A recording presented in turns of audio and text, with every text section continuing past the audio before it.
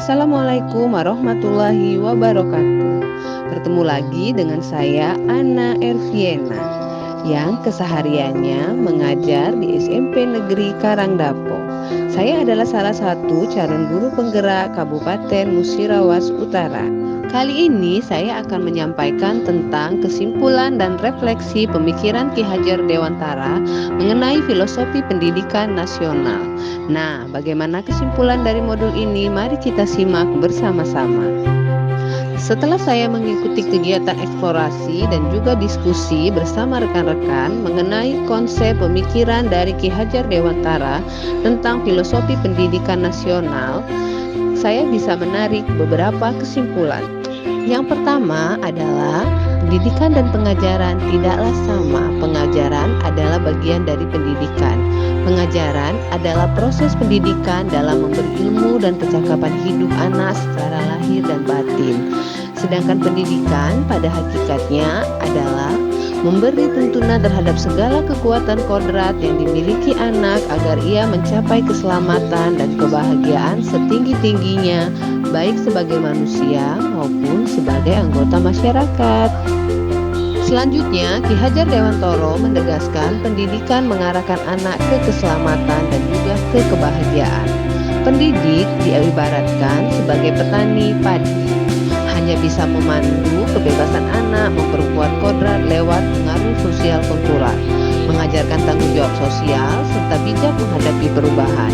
Ki Hajar Dewantara juga mendorong pembelajaran yang merangsang pemikiran kritis, menilai tradisi dengan kreativitas, dan memahami pentingnya adaptasi dalam bimbingan pendidikan.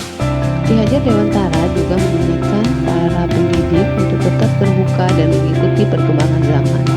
Ki Hajar Dewantara menjelaskan bahwa dasar pendidikan anak berhubungan dengan kodrat alam dan kodrat zaman.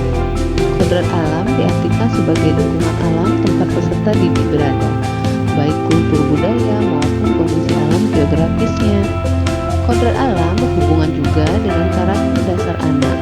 Ada anak yang disiplin, bertanggung jawab, rajin, jujur, malas, pemalu, penakut, pasif, dan sebagainya. Maka selayaknya guru harus bisa menjadi model positif, teladan yang baik bagi mereka. Berikutnya, Ki Hajar Dewantara juga menekankan pentingnya pendidikan dalam membentuk perilaku sopan santun. Hal ini harus dimulai dari keluarga dan juga diintegrasikan dalam kurikulum pendidikan di sekolah. Dengan demikian, anak-anak akan dapat mengembangkan perilaku sopan santun dan menjadikannya sebagai bagian dari karakter yang baik. Nah, setelah mempelajari modul tersebut dan saya bisa mengambil kesimpulan, ada beberapa pertanyaan refleksi yang harus saya jawab agar kedepannya saya bisa menjadi guru yang lebih profesional lagi.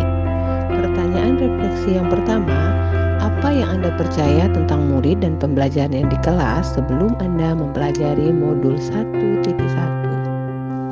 Sebelum mempelajari modul 1.1 tentang pemikiran Ki Hajar Dewantara, pembelajaran yang saya lakukan hanya sebatas mentransfer materi pembelajaran. Ketuntasan dalam penyampaian materi lebih penting daripada memahami karakter murid. Selanjutnya, saya hanya melihat nilai dari aspek kognitif saja. Misalnya saat mereka mengerjakan tugas dan ulangan harian, jika nilai murid sudah mencapai KKM, dianggap pembelajaran sudah berhasil. Selain itu, saya beranggapan bahwa murid hanya sebagai objek pembelajaran, sehingga pembelajaran hanya berpusat pada guru atau teacher center. Nah, rekan-rekan guru yang hebat, setelah saya mengikuti pendidikan guru penggerak angkatan ke-9, khususnya mempelajari tentang modul 1.1 mengenai represi filosofi pendidikan Ki Hajar Dewantara, ada pertanyaan refleksi yang kedua yang harus saya jawab. Pertanyaan refleksi yang berikutnya adalah, apa yang berubah dari pemikiran dan perilaku saya setelah mempelajari modul 1.1?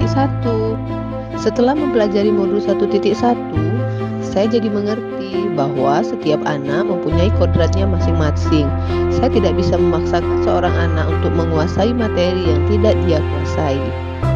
Selanjutnya, pembelajaran harus menyenangkan dan berpihak pada murid. Hal ini dilakukan supaya murid merasa diakui dan dihargai, sehingga merasakan pembelajaran yang lebih bermakna. Hal selanjutnya yang harus saya lakukan adalah tugas saya sebagai seorang guru adalah menuntun tumbuh kembangnya siswa sesuai dengan kodratnya masing-masing, agar mereka bisa mencapai kebahagiaan dan keselamatan setinggi-tingginya, baik sebagai makhluk hidup maupun makhluk sosial. Lalu setelah pemahaman saya banyak yang berubah, ada pertanyaan refleksi selanjutnya yang harus saya jawab, yaitu apa yang dapat segera Anda terapkan lebih baik agar kelas Anda mencerminkan pemikiran Ki Hajar Dewantara. Yang akan saya lakukan pertama kali adalah menuntun siswa melakukan pembelajaran yang berpihak pada murid dan tentunya itu harus menyenangkan untuk murid. Selanjutnya, yang saya akan lakukan adalah merancang pembelajaran yang interaktif dan menyenangkan dengan melibatkan murid sesuai dengan metode student center atau pembelajaran yang berpusat pada siswa.